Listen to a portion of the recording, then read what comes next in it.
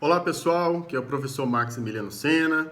Vamos dar continuidade ao estudo do artigo 5º da Constituição de 1988.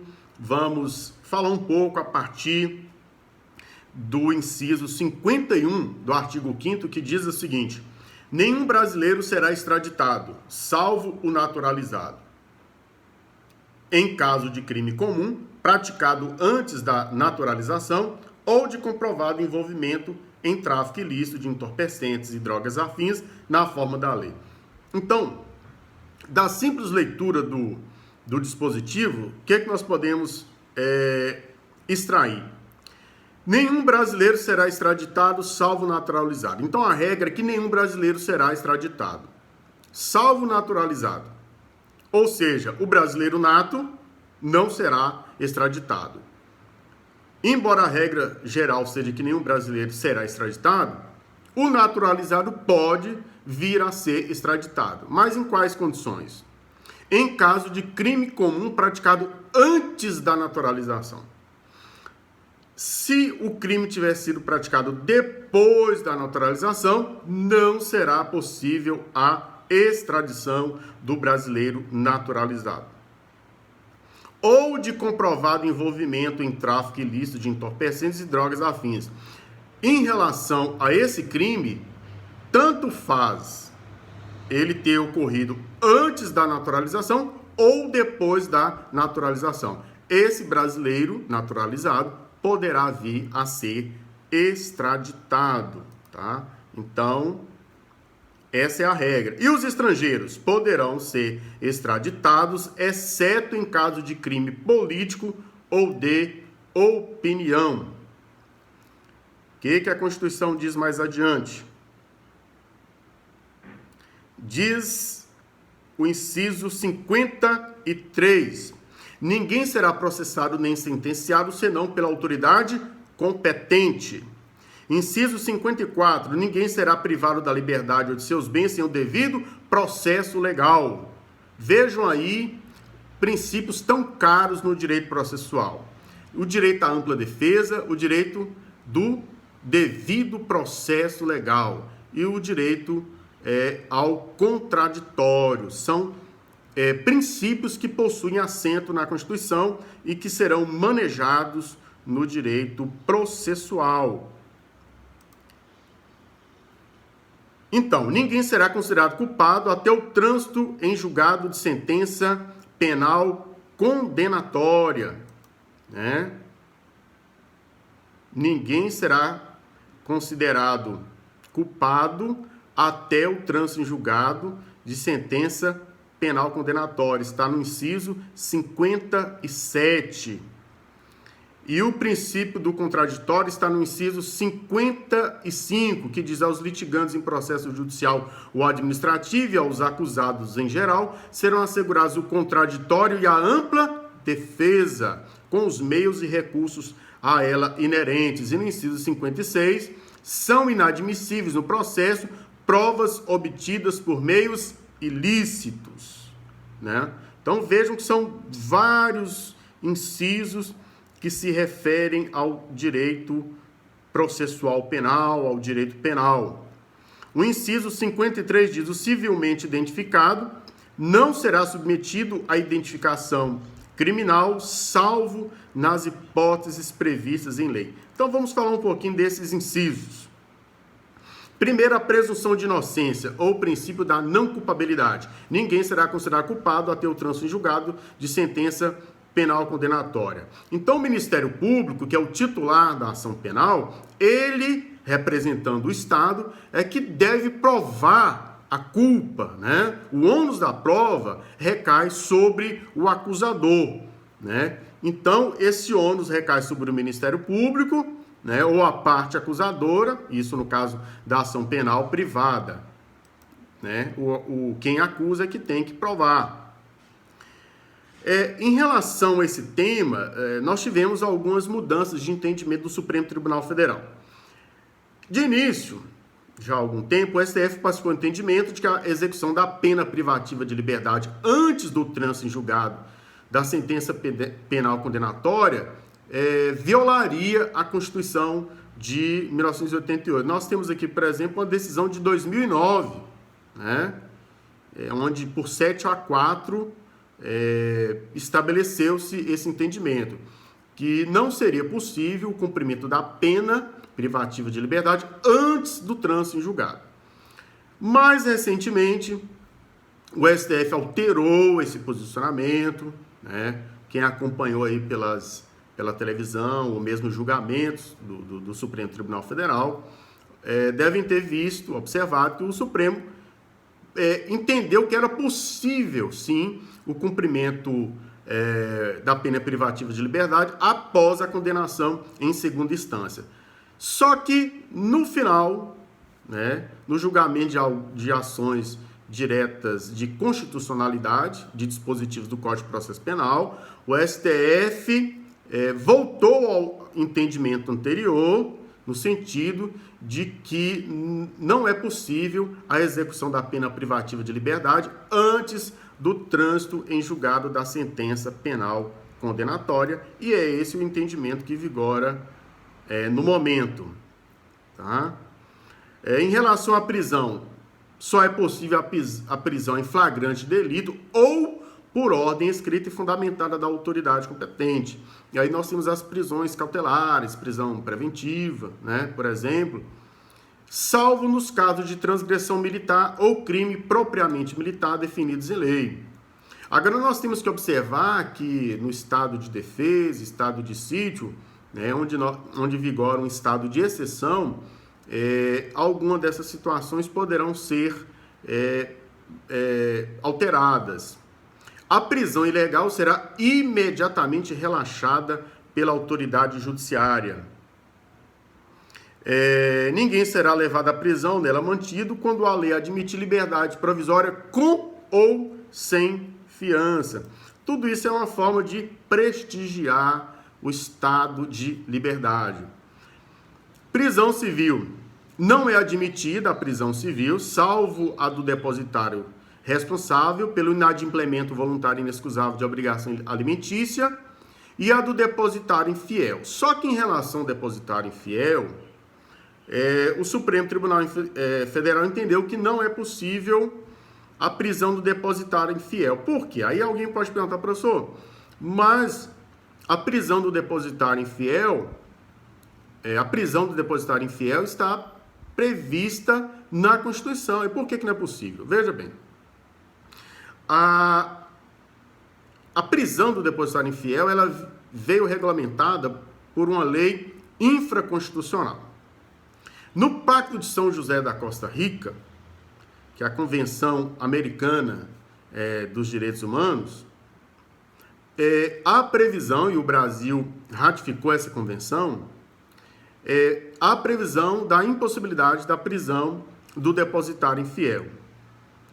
O STF veio analisar essa questão e entendeu que os tratados internacionais, eles estão abaixo da Constituição, mas acima das leis. Ou seja, ele tem natureza supralegal. Tendo em vista que a prisão do depositário infiel estava regulamentada em uma lei infraconstitucional e que a Convenção ou Pacto de São José da Costa Rica, ele é uma norma supralegal, ou seja, está acima da lei, logo entendeu-se pela impossibilidade da prisão do depositário infiel. Tá? Então, rapidamente, esse é o entendimento. Na súmula vinculante 25 do STF diz: é ilícita a prisão civil do depositário infiel, qualquer que seja a modalidade do depósito. Então, hoje, não é possível a prisão civil do depositário infiel. A única prisão que é admitida é aquele que não paga a pensão alimentícia. Em relação à identificação criminal, aquela pessoa que é civilmente identificada não será submetida à identificação criminal. Mas nós temos algumas hipóteses em que é possível que ocorra a identificação criminal nos termos da Lei 12.037 de 2009. E quais são essas hipóteses? O documento da pessoa apresentar rasura ou tiver indício de falsificação. O documento apresentado foi insuficiente para identificar cabalmente o indiciado. O indiciado portar documentos de identidade distintos com informações conflitantes entre si.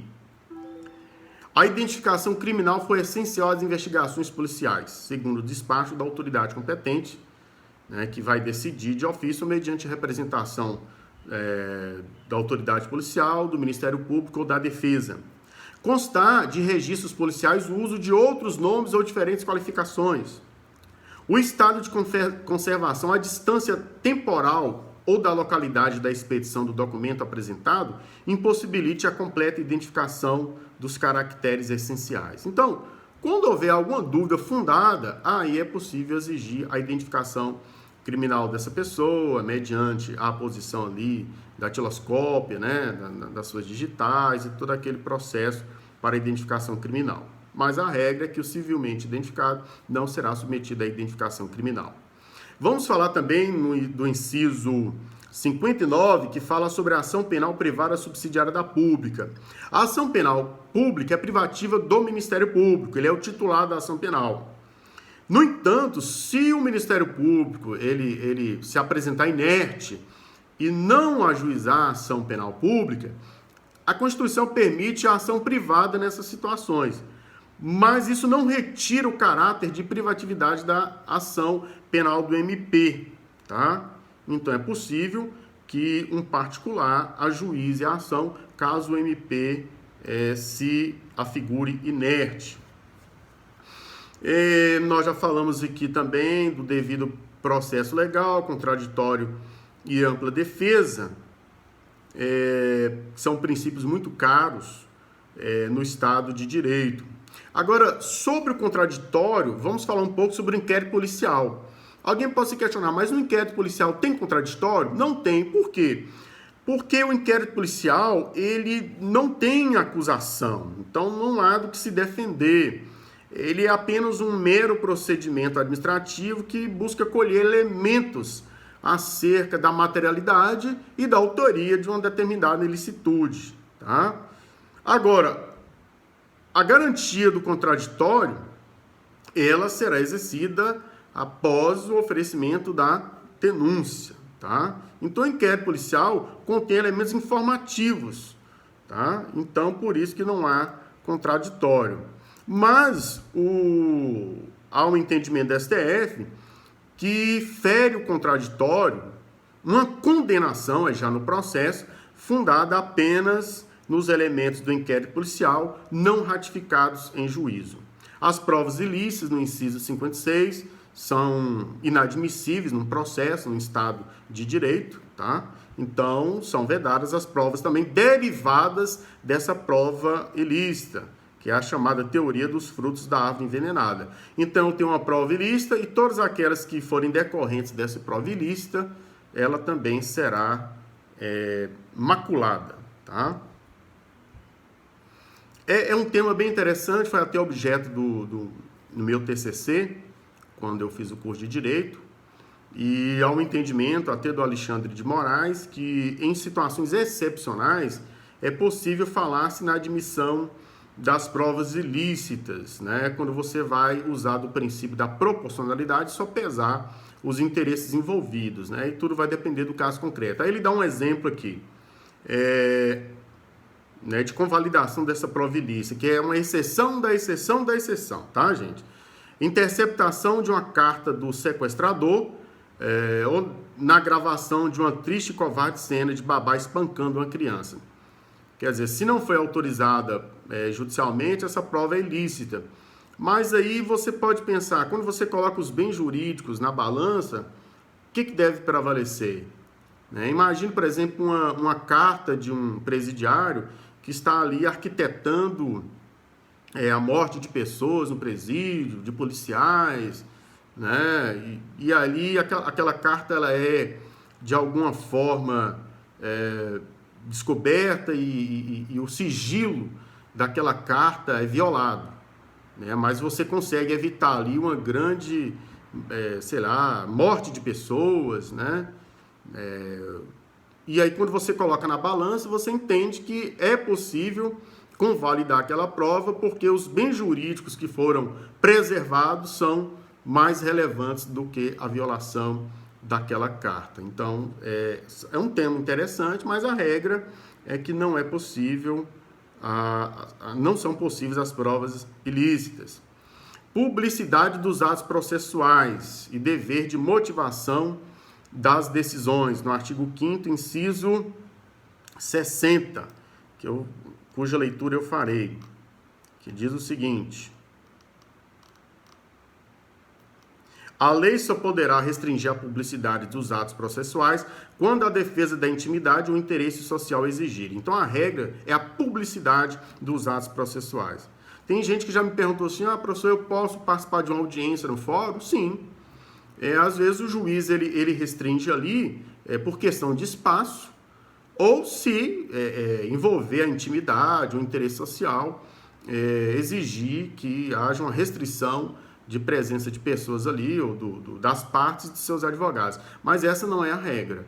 Você pode chegar a um fórum, está acontecendo a audiência, você pode participar, né, daquela audiência. Inciso 51. Ninguém será preso senão em flagrante delito por ordem escrita e fundamentada da autoridade judiciária competente, salvo em caso de transgressão militar ou crime propriamente militar definidos em lei. Nós já falamos isso, dos direitos do preso.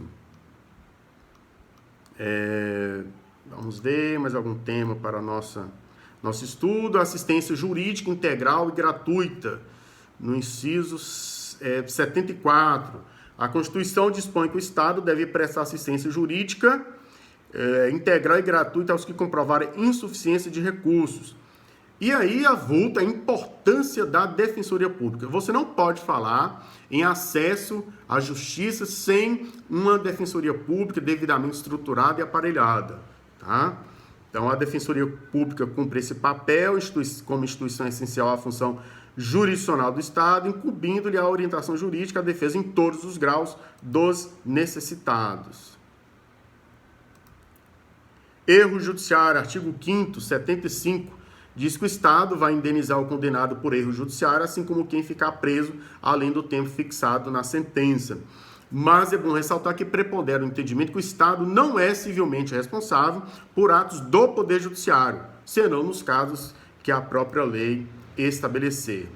Também no inciso 76 fala da gratuidade das certidões de nascimento e de óbito. Então, a primeira certidão de nascimento e a certidão de óbito são gratuitas, né?